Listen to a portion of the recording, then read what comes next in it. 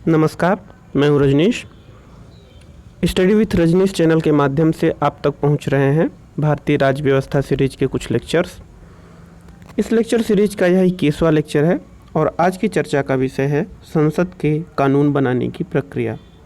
इस lecture series के इस विषय में हम यह चर्चा करेंगे कि कानून कैसे बनते हैं, किस तरह से संसद में प्रस्तुत किए गए विधेयक कानून का रूप ले लेते हैं और उन्हें पारित करने के लिए लोकसभा, राज्यसभा और राष्ट्रपति तक किन किन प्रक्रियाओं का पालन करना पड़ता है। तो आइए शुरू करते हैं। संसद की विधायी प्रक्रिया को जानने से पहले यह जान लेना आवश्यक है कि विधेयक कितने प्रकार के होते हैं, क्योंकि अलग अलग विधेयकों के लिए अलग अलग प्रकार की प्रक्रिया का प्रावधान किया गया है। इसलिए विधेयकों के बारे में जान लेते हैं। सामान्यतया विधेयकों की 4 श्रेणियाँ होती हैं: साधारण विधेयक, धन विधेयक, वित्त विधेयक और संविधान संशोधन विधेयक। इनमें से साधारण विधेयक, धन विधेयक और वित्त विधेयक के बारे में हम आज चर्चा करेंगे। संविधान संशोधन विधेयक की चर्चा अगले वीडियो में अलग से की जाएगी। साधारण विधेयक से तात्पर्य ऐसे विधेयक से हैं जो धन से संबंधित न हो, सामान्य नियम कानून और विनियमन से संबंधित हो। साधारण विधेयक के लिए संसद में अलग से प्रक्रिया है और धन विधेयक और वित्त विधेयक के लिए अलग प्रक्रियाएं हैं।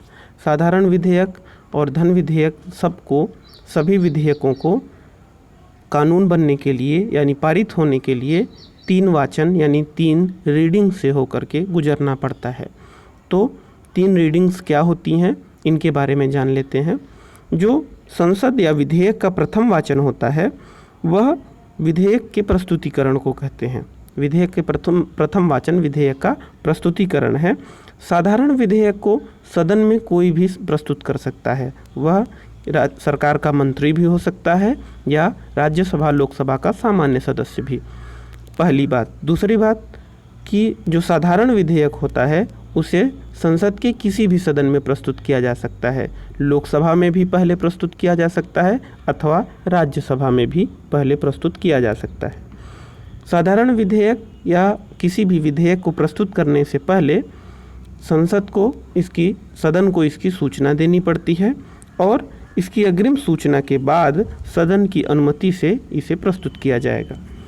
तो अब जान लेते हैं कि फर्स्ट रीडिंग क्या है, यानी प्रथम वाचन क्या है। प्रथम वाचन में मुख्य रूप से 2 चीज़ें होती हैं। पहला, प्रस्तुतकर्ता यानी जो सदस्य है, चाहे वो मंत्री हो अथवा सामान्य सदस्य, वह विधेयक के शीर्षक और उद्देश्य के बारे में बताएगा। विधेयक का क्या शीर्षक है और किस उद्देश्य से इसे प्रस्तुत किया गया है, यानी विधेयक की सामान्य परिचय के बारे में चर्चा होगी। इसके बाद उस विधेयक पर कोई विशेष चर्चा नहीं होगी, केवल विधेयक का प्रस्तुतिकरण होगा और विधेयक का राजपत्र में प्रकाशन। प्रथम वाचन के अंतर्गत केवल इतना ही होता है, विधेयक के बारे में सामान्य परिचय यानी उसका शीर्षक और उद्देश्य बताना और विधेयक का राजपत्र में प्रकाशन। इसके बाद प्रथम वाचन कंप्लीट हो जाता है, फर्स्ट रीडिंग कंप्लीट हो जाती है। इसमें कोई विशेष चर्चा नहीं की जाती। तब विशेष चर्चा कब होती है? विशेष चर्चा होती है सेकेंड रीडिंग यानी द्वितीय वाचन में। द्वितीय वाचन में विधेयक पर विस्तृत चर्चा की जाती है। अब विस्तृत चर्चा के लिए भी अलग अलग चरण निर्धारित किए गए हैं। पहला है साधारण बहस की अवस्था।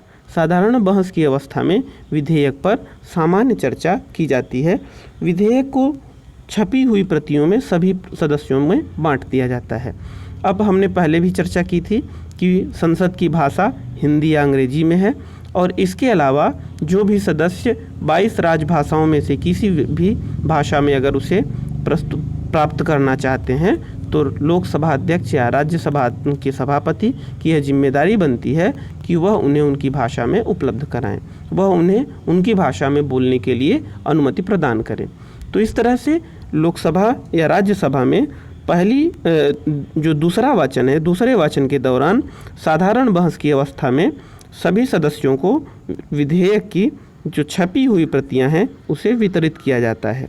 इसके बाद विधेयक के सिद्धांत और उपबंधों पर चर्चा की जाती है। उन पर विस्तार से विचार विमर्श नहीं किया जाता। अर्थात विधेयक के सामान्य जो उपबंध हैं, जिन जिन बातों की चर्चा है उनमें, और उन्हें किस सिद्धांत के अनुसार अनुसरण करके उन्हें बनाया गया है, इस पर चर्चा की जाती है। अब सदन उसे कुछ सदन की उस पर कुछ प्रतिक्रिया होती है। सदन चाहे तो उस पर तुरंत चर्चा कर सकता है, अगर तुरंत चर्चा करने की स्थिति न हो तो उस विधेयक पर चर्चा के लिए कोई डेट डिसाइड कर सकता है, तिथि का निर्धारण कर सकता है। सदन चाहे तो उसे प्रवर समिति को या संयुक्त समिति को सौंप सकता है। अब यहाँ दो शब्द हैं, प्रवर समिति और संयुक्त समिति।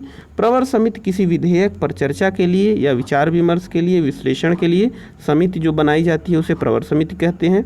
प्रवर समिति और संयुक्त समिति में अंतर यह है कि प्रवर समिति केवल एक ही सदन के सभी सदस्यों द्वारा बनती है, अर्थात प्रवर समिति के सभी सदस्य एक ही सदन के होंगे, या तो लोकसभा के या राज्यसभा के।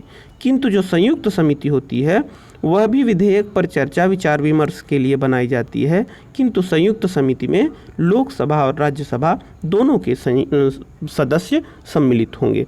इसलिए प्रवर समिति और संयुक्त समिति अलग अलग है। सदन चाहे तो उसे प्रवर समिति को या संयुक्त समिति को भेज सकता है विधेयक को, या फिर विधेयक को जनता के विचारार्थ, जनता के जनमत जानने के लिए उसे प्रकाशित करवा सकता है। तो इस तरह से जो पहली अवस्था है द्वितीय वाचन की, उसमें तीन बातें हो सकती हैं, या तो विधेयक पर तुरंत चर्चा हो या अगली डेट डिसाइड हो जाए, या फिर उसे किसी समिति को भेज दिया जाए, प्रवर समिति या संयुक्त समिति को, या फिर तीसरा उसे जनता के लिए प्रकाशित किया जाए।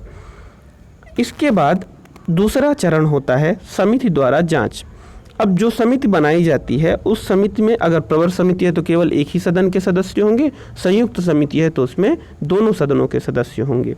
तो जो समिति प्रवर समिति बनाई गई है उस पर खंडवार पूरे विधेयक पर विस्तार पूर्वक चर्चा करती है, किंतु इसमें चर्चा के दौरान जो भी संशोधन होते हैं, जो भी उपाय और सुझाव सुझाती है, उन सुझावों और उपायों के द्वारा मूल विषय में कोई परिवर्तन नहीं किया जाता।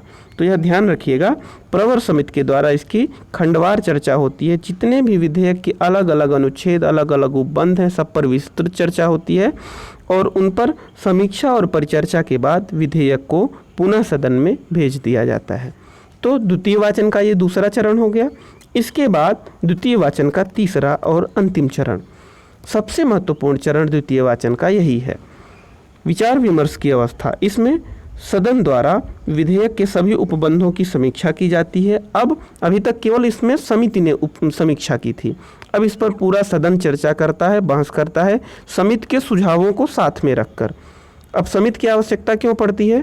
क्योंकि एक साथ 545 सदस्य लोकसभा के अथवा राज्यसभा में है तो 250 सदस्य राज्यसभा के, लगभग 250, 245 हैं उसमें, तो इतने सदस्य एक साथ उस पर चर्चा नहीं कर सकते, इसलिए उसे समिति पर के पास भेज करके और उसके सभी बिंदुओं का कीन ऑब्जर्वेशन किया जाता है, उसके छोटे छोटे टुकड़ों में अध्ययन किया जाता है और उस पर चर्चा की जाती है कि क्या सही है, क्या गलत है, क्या होना चाहिए अथवा क्या नहीं होना चाहिए। तो समिति की द्वारा जांच की अवस्था इसीलिए महत्वपूर्ण है।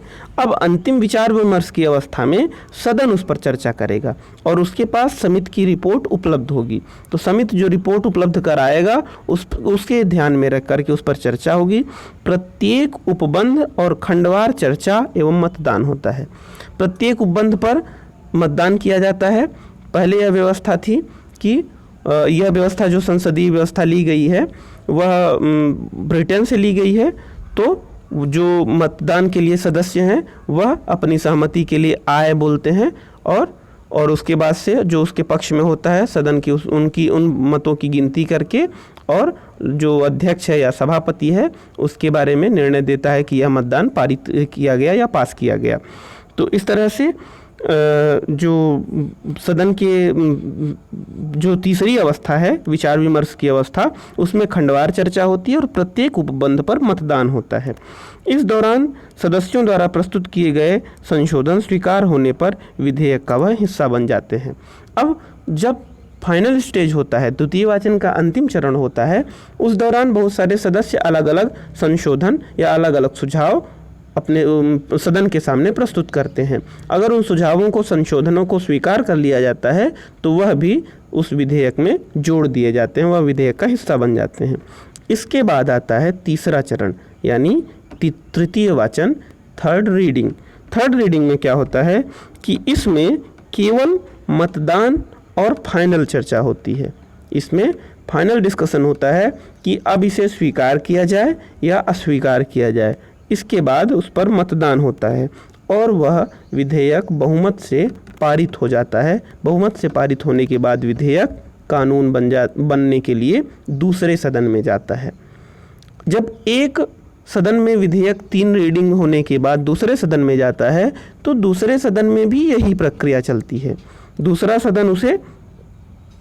सदन क्या करता है, उसमें भी फर्स्ट रीडिंग होती है, सेकंड रीडिंग होती है, थर्ड रीडिंग होती है। तीनों रीडिंग से गुजरने के बाद वह विधेयक फाइनली मतदान होने के बाद पारित होता है। अब वह जो दूसरे सदन में विधेयक गया है उसके लिए 4 तरह के विकल्प होते हैं। पहला, दूसरा सदन चाहे तो उस विधेयक को उसी रूप में पारित कर दे। अगर वह उसी रूप में पारित कर देता है तो विधेयक राष्ट्रपति के पास राष्ट्रपति के हस्ताक्षर के लिए, राष्ट्रपति की अनुमति के लिए भेज दिया जाता है। यह तो एक सामान्य स्थिति हुई। अगर विधेयक को दूसरे सदन ने भी पारित कर दिया वही 3 रीडिंग करने के बाद, तो वह विधेयक राष्ट्रपति के पास हस्ताक्षर के लिए जाता है। और अगर पारित नहीं किया तो क्या करता है, दूसरा सदन उसे संशोधन के साथ पारित करके पहले सदन को पुनः भेज देता है। अब उसने दूसरे सदन ने अगर कुछ संशोधन सुझाए हैं तो वह पहले सदन के पास पुनः जाएगा। अब पहला सदन उस पर विधेयक को, उस संशोधन को माने या ना माने यह उसकी इच्छा पर है। ठीक, तो पहली स्थिति हो गई। दूसरी स्थिति, विधेयक को अस्वीकार भी कर सकता है दूसरा सदन कि इस विधेयक को पारित नहीं किया जा सकता, मतलब उस विधेयक पर अल्पमत से उस विधेयक के पक्ष में कम मतदान का हो और उस विधेयक के विपक्ष में ज़्यादा मतदान हो। 2 स्थिति हो गई। और तीसरी स्थिति है कि विधेयक पर कोई कार्यवाही न करके उसे लंबित कर दिया जाए, यानी उसे एक तरह से विचार के लिए या कि बाद में चर्चा के लिए रख दिया जाए, उस पर तुरंत कोई कार्यवाही न की जाए।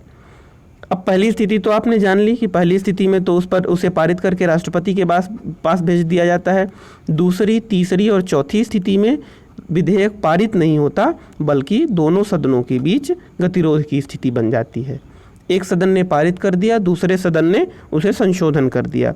अब दूसरा सदन संशोधन कर दिया और उस संशोधन को पहले सदन ने अगर नहीं माना तब, या फिर दूसरे सदन ने उस विधेयक को स्वीकार ही नहीं किया, या दूसरे सदन ने विधेयक को लंबित कर दिया, उसे एक तरह से उस पर विचार ही नहीं किया, 6 महीने से ज़्यादा समय बीत गए और लेकिन उस पर कोई प्रतिक्रिया नहीं व्यक्त की, तब क्या किया जाएगा?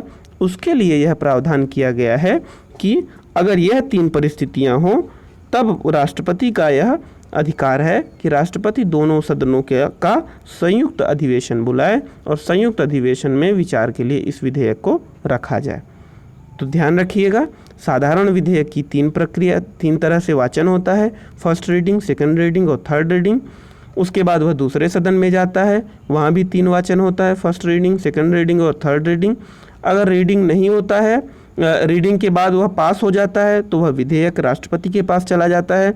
अगर विधेयक पास नहीं होता तो वह गतिरोध की स्थिति में राष्ट्रपति उसके लिए संयुक्त अधिवेशन बुलाता है।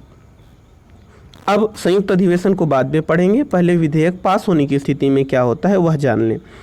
जब विधेयक पास हो जाता है दोनों सदनों से तो उसे राष्ट्रपति की स्वीकृति के लिए भेज दिया जाता है।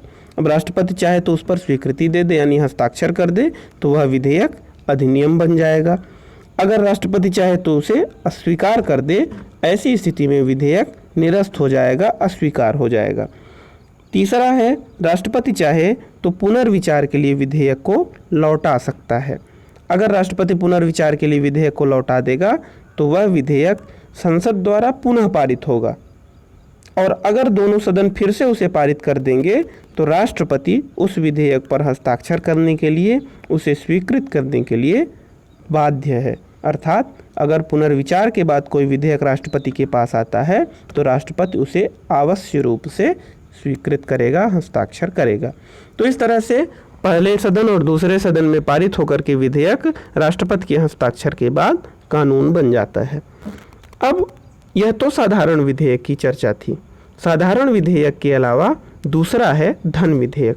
धन विधेयक क्या है और धन विधेयक के संबंध में अलग क्या प्रावधान किए गए हैं, यह बहुत ही महत्वपूर्ण है। परीक्षाओं में भी पूछे जाते हैं, बहुविकल्पीय प्रश्न के रूप में और बड़े प्रश्नों के रूप में भी यह पूछे जाते हैं जिनमें आपको उत्तर लिखना होता है।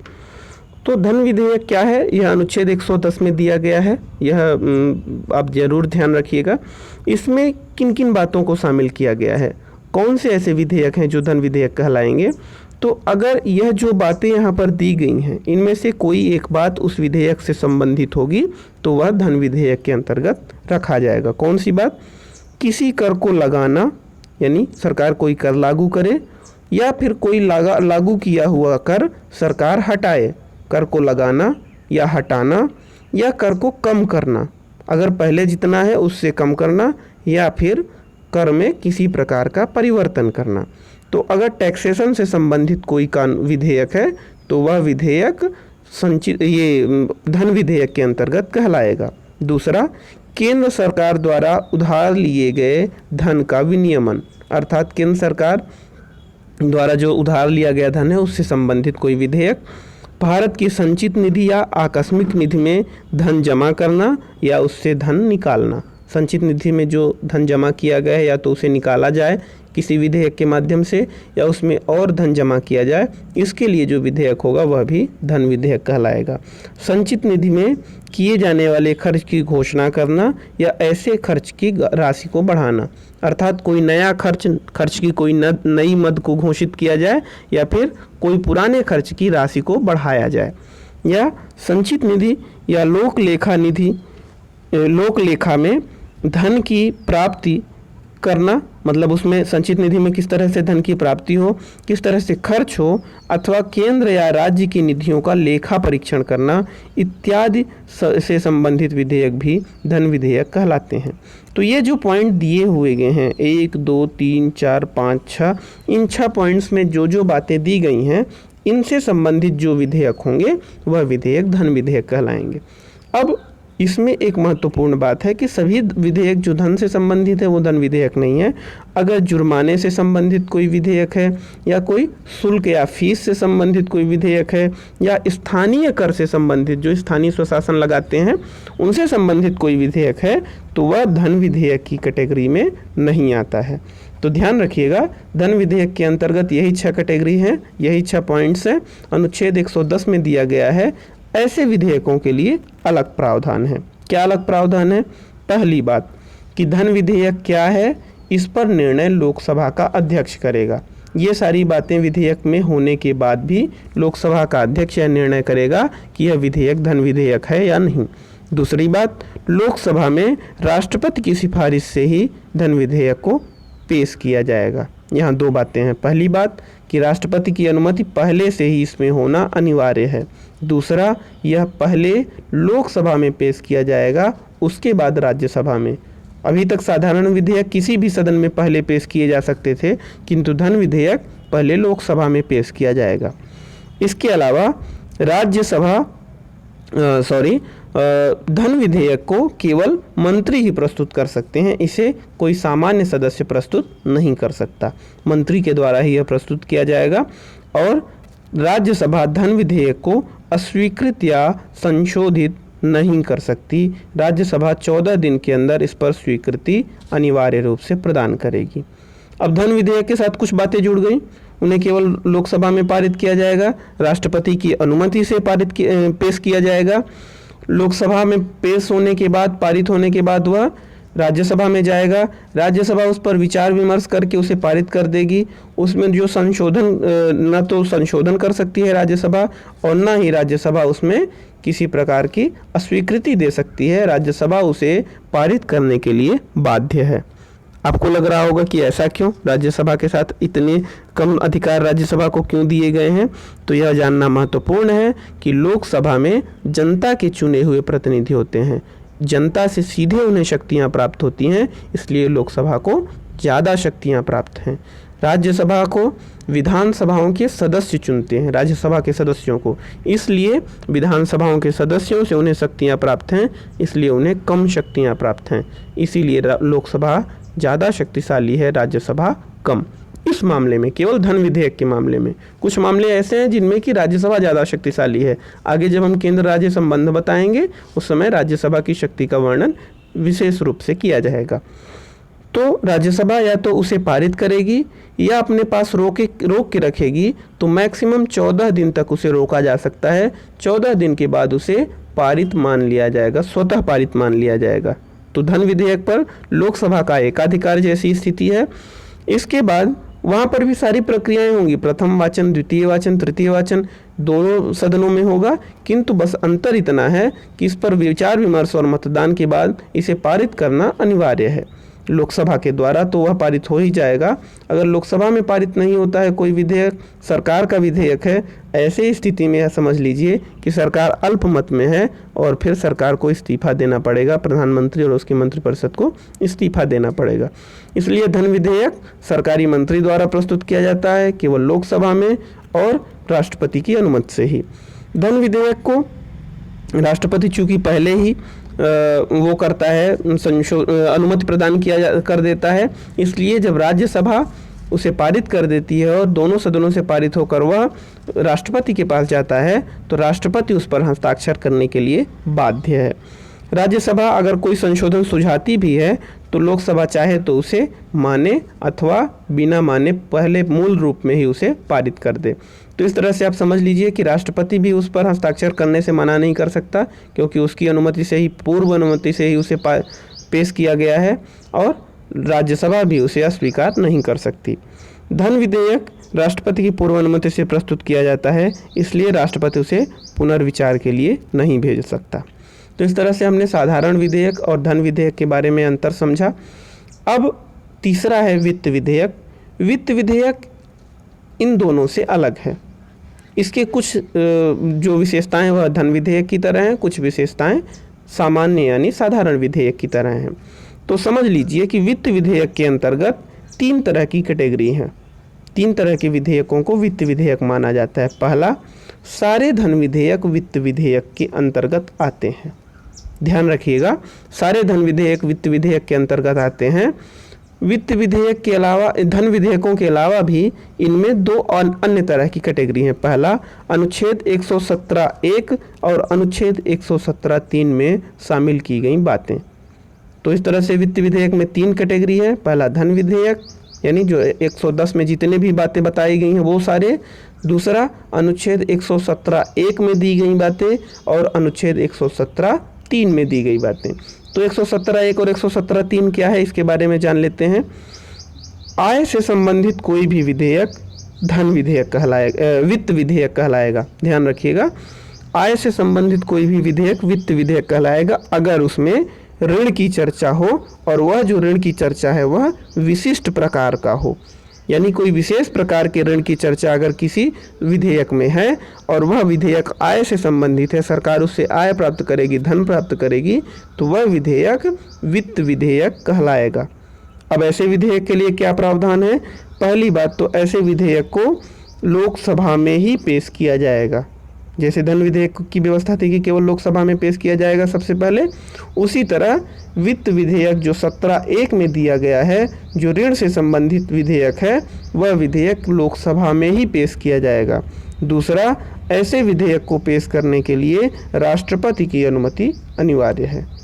तो यहाँ पर वित्त विधेयक और धन विधेयक की ये 2 विशेषताएं मिलती जुलती हैं, और विशेषताएं अलग भी हैं, उनकी भी चर्चा आगे हम करेंगे।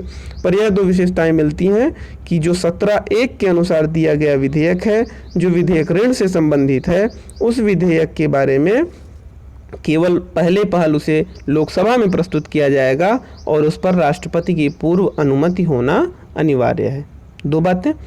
उसके अलावा जो दूसरी तरह का वित्त विधेयक है, यानी 17(3) में दिया हुआ वित्त विधेयक, 17(3) में दिया हुआ वित्त विधेयक धन से संबंधित वित्त विधेयक है। ऐसे धन से जो ऐसा मामला जो संचित निधि से भारित हो लेकिन धन विधेयक से अलग हो। अभी हमने संचित निधि पर धन विधेयक से संबंधित कुछ प्रावधान पढ़े। अगर उन प्रावधानों से अलग सरकार कोई नई व्यवस्था करती है या कुछ अलग है जो कि संचित निधि पर भारित है, यानी सरकार का जो संचित निधि है उस पर उसका खर्चा पड़ता है, उसके ऊपर उसका लोड पड़ता है, और वह धन विधेयक से अलग है, तब वह अनुच्छेद 117(3) के अनुसार वित्त विधेयक की दूसरी कैटेगरी में आएगा। तो उसके लिए क्या प्रावधान है? वित्त विधेयक के 17(3) ये यहाँ पर अनुच्छेद 17(3) लिखा हुआ है, ये 117 होना चाहिए। अनुच्छेद 117(3) के अनुसार जो प्रावधान है उसे पेश करने के लिए, सदन में पेश करने के लिए राष्ट्रपति की अनुमति अनिवार्य नहीं है। ठीक, तो यह बल्कि इसे पारित करने के लिए, दोनों सदनों में इसे पारित करने के लिए राष्ट्रपति की अनुमति चाहिए, पेश करने के लिए राष्ट्रपति की अनुमति नहीं चाहिए। तो इस तरह से हम देखते हैं कि जो वित्त विधेयक है उसकी 3 कैटेगरियां हैं, धन विधेयक, और 2 कैटेगरी कौन सी हैं, 117(1) और 117(3) के अनुसार। 117(1) के अनुसार जो दी गई कैटेगरी है उसमें से जो विधेयक है वह धन विधेयक की तरह ही लोकसभा में ही पहल आएगा, और दूसरी बात उसे राष्ट्रपति की पूर्व अनुमति से लाया जाएगा। जो 117(3) के अनुसार वित्त विधेयक है उस विधेयक को किसी भी सदन में पारित लाया जा सकता है, और इसे राष्ट्रपति की पूर्व अनुमति नहीं चाहिए, बल्कि पारित करते समय राष्ट्रपति की अनुशंसा होनी चाहिए। तो अब हम देखते हैं कि वित्त विधेयक भी समझ में आ गया होगा। और वित्त विधेयक का प्रावधान क्या है कि वित्त विधेयक को राज्यसभा अस्वीकार कर सकती है, और अगर राज्यसभा इसे अस्वीकार कर देगी तो वित्त विधेयक के लिए संयुक्त अधिवेशन बुलाया जाएगा। अब आपको याद आ रहा होगा संयुक्त अधिवेशन, अनुच्छेद साधारण विधेयक के लिए संयुक्त अधिवेशन का प्रावधान है, धन विधेयक के लिए संयुक्त अधिवेशन का प्रावधान नहीं है, वित्त विधेयक के लिए संयुक्त अधिवेशन का प्रावधान है। ठीक, तो 2 विधेयकों के लिए संयुक्त अधिवेशन का प्रावधान है, साधारण विधेयक और वित्त विधेयक, धन विधेयक के लिए नहीं है। तो आइए जान लेते हैं कि संयुक्त अधिवेशन क्या है। संयुक्त अधिवेशन का मतलब होता है दोनों सदनों की संयुक्त बैठक, यानी लोकसभा और राज्यसभा दोनों के सदस्य एक ही हॉल में इकट्ठा होंगे, बड़ा सा हॉल है, एक ही हॉल में इकट्ठा होंगे और वह उस विधेयक पर विचार विमर्श करेंगे। अब यह स्थिति कब बनेगी? यह स्थिति तब बनेगी जब एक सदन ने किसी विधेयक को, साधारण विधेयक या वित्त विधेयक के संबंध में यह प्रश्न है, यह धन विधेयक से संबंधित नहीं है। अगर एक सदन ने किसी विधेयक को स्वीकार किया है, पारित किया है, और दूसरे सदन ने उसे अस्वीकार कर दिया है, ठीक, तो ऐसे में विधेयक अटक जाएगा। दूसरा, अगर एक सदन ने पारित किया और दूसरे सदन ने उस पर कुछ संशोधन किए, सुझाव दिए, और पहले सदन ने उन संशोधनों को नहीं माना, यानी अगर एक सदन ने कोई संशोधन सुझाव किया है और दूसरे ने उसे नहीं माना है, तो ऐसी स्थिति में फिर विधेयक लटक जाएगा। 2 स्थिति, अथवा तीसरी स्थिति कि एक सदन से पारित हुआ है और दूसरे सदन में वह 6 महीने से पड़ा हुआ है, तब इन 3 स्थितियों में विधेयक लोकसभा और राज्यसभा से जब पारित नहीं हो पाएगा तो लटक जाएगा। ऐसे लटके हुए विधेयक के लिए राष्ट्रपति अपनी विशेष शक्ति का प्रयोग करता है, और वह क्या करता है, लोकसभा और राज्यसभा का संयुक्त अधिवेशन बुलाता है। वह सम्मन जारी, आदेश जारी करके लोकसभा और राज्यसभा के सदस्यों को एक बैठक में बुलाता है और उस विधेयक को पारित करने के लिए आदेश देता है। अब यहाँ पर जो 6 महीने की बात है उसमें ध्यान रखिएगा कि अगर कभी सत्र का जो स्थगन है, किसी कारण से कार्यवाही नहीं चल रही है, कभी कभी सदस्य आपस में खूब झगड़ा कर लेते हैं या अव्यवस्था कर देते हैं, अथवा कभी किसी अन्य कारण से, प्राकृतिक कारणों से, किसी भी कारण से अगर सदन 4 दिन से अधिक स्थगित है या सत्रावसान चल रहा है तो उस पीरियड को इस 6 महीने में नहीं जोड़ा जाएगा। ठीक, अगर सदन सामान्य रूप से चल रहा है और किसी विधेयक को 6 महीने बीत गए हैं ऐसे सामान्य चलते हुए सदन में, तब वह विधेयक इस काबिल होगा कि राष्ट्रपति उसके लिए संयुक्त अधिवेशन बुला सके। तो संयुक्त अधिवेशन में क्या होगा? संयुक्त अधिवेशन में केवल सामान्य विधेयक और वित्त विधेयक ही पारित किए जाएंगे। उसमें किया क्या जाएगा? इसमें उन विधेयकों को चर्चा के लिए प्रस्तुत किया जाएगा और उस पर मतदान होगा। अब आप समझ लीजिए कि लोकसभा की संख्या 545 है और इनकी संख्या 245 है राज्यसभा की। ऐसी स्थिति में लोकसभा के सदस्य ज़्यादा होंगे और लोकसभा के पक्ष में जो विधेयक होगा, जिस विधेयक के पक्ष में लोकसभा सदस्य रहेंगे, उस विधेयक को लोकसभा के सदस्यों के बहुमत से पारित किया जा सकेगा। तो अब यह समझने की बात है कि संयुक्त अधिवेशन के दौरान भी लोकसभा को अधिक शक्तियां प्राप्त हैं। यह विधेयक लोकसभा के विघटन होने के कारण जो विधेयक छूट जाते हैं, उन विधेयकों के लिए संयुक्त बैठक नहीं बुलाई जाएगी। अगर मान लीजिए कोई विधेयक जो राज्यसभा में पारित हो गया है और लोकसभा में पहुंचा, उसके पहले ही वह लोकसभा विघटित हो गई, यानी लोकसभा का कार्यकाल पूरा हो गया, तब वह संयुक्त अधिवेशन नहीं बुलाया जाएगा। लेकिन अगर ऐसा है कि वह लोकसभा के लिए में पहुंचा और उसके गतिरोध की स्थिति के पहले ही राष्ट्रपति ने, गतिरोध की स्थिति बनी और राष्ट्रपति ने संयुक्त अधिवेशन की घोषणा कर दी है और उसके बाद लोकसभा का विघटन हुआ है, तब संयुक्त अधिवेशन जो है वो रद्द नहीं होगा। जब लोकसभा सदन या सत्र की स्थिति में होगी तब वह पुनः संयुक्त अधिवेशन में रखा जाएगा और पास कराया जाएगा। तो केवल ऐसा तभी हो सकता है जब लोकसभा विघटित हो, तब के समय जो विधेयक अटक जाते हैं उन विधेयकों के लिए संयुक्त अधिवेशन नहीं होगा, ध्यान रखिएगा। इसके अलावा संयुक्त अधिवेशन की अध्यक्षता लोकसभा का अध्यक्ष करेगा। अगर लोकसभा का अध्यक्ष उपस्थित नहीं है तो लोकसभा का उपाध्यक्ष करेगा। अगर लोकसभा का उपाध्यक्ष भी उपस्थित नहीं है तो राज्यसभा का उपसभापति करेगा। अगर राज्यसभा का उपसभापति भी नहीं है तो राज्यसभा लोकसभा में से किसी भी सदस्य जिसे सदन चाहे, संसद चाहे, चुनाव करके उसे चुनेगी अपने अध्यक्ष के रूप में और वह व्यक्ति उसका अध्यक्षता करेगा। अब आपको लग रहा होगा कि मैंने सारे नाम लिए लेकिन उपसभापति का नाम लिया, सभापति का नाम क्यों नहीं लिया? वह इसलिए क्योंकि जो राज्यसभा का सभापति होता है वह राज्यसभा का सदस्य नहीं होता और इसलिए वह उस सदन की अध्यक्षता, संयुक्त अधिवेशन की अध्यक्षता नहीं कर सकता। लोकसभा का जो अध्यक्ष है, उपाध्यक्ष है, वो दोनों कर सकते हैं। राज्यसभा का उपसभापति कर सकता है। सभापति यानी उपराष्ट्रपति संयुक्त अधिवेशन की अध्यक्षता नहीं कर सकता। तो इसके बाद जब ये अध्यक्षता के बाद चुनाव होगा, 10% का कोरम इनके बीच भी है। 10% का कोरम क्या है कि जो दोनों के संयुक्त जो सदस्य हैं उनका 10% सदस्य अगर कम से कम उपस्थित हों तभी वह अधिवेशन चल सकेगा। अगर कोरम पूरा नहीं होगा तो अधिवेशन नहीं शुरू होगा। अब दोनों संयुक्त अधिवेशन में पारित किसी विधेयक को राष्ट्रपति की अनुमति के लिए भेज दिया जाएगा। यह माना जाएगा कि इस विधेयक को लोकसभा और राज्यसभा ने पारित कर दिया है। लोकसभा सदस्यों की संख्या अधिक होती है, इसलिए लोकसभा सदस्यों की इच्छा के अनुसार उस पर विधेयक पर स्वीकृति मिल जाती है और इस हिसाब से लोकसभा को अधिक शक्तियां प्राप्त हैं। अभी तक संयुक्त अधिवेशन केवल 3 बार ही बुलाया गया है। 1960 का जो अधिनियम था, दहेज प्रतिषेध अधिनियम, बैंकिंग सेवा आयोग अधिनियम 1977 और आतंकवाद निवारक विधेयक 2002, ये जो तीनों विधेयक थे, इन तीनों विधेयकों पर संयुक्त अधिवेशन बुलाए गए थे। तो अभी तक हमने जाना कि जो संसद है, संसद किस तरह से कार्य करती है, विधायी प्रक्रिया कानून कैसे बनाती है। 3 तरह के विधेयक होते हैं, साधारण विधेयक, धन विधेयक और वित्त विधेयक। तीनों के लिए अलग अलग प्रावधान हैं। साधारण विधेयक और वित्त विधेयक के लिए संयुक्त अधिवेशन की व्यवस्था है। संयुक्त अधिवेशन क्या कहलाता है, इसमें किस तरह से कार्य का संचालन होता है, इन सारी बातों के बारे में हमने चर्चा की।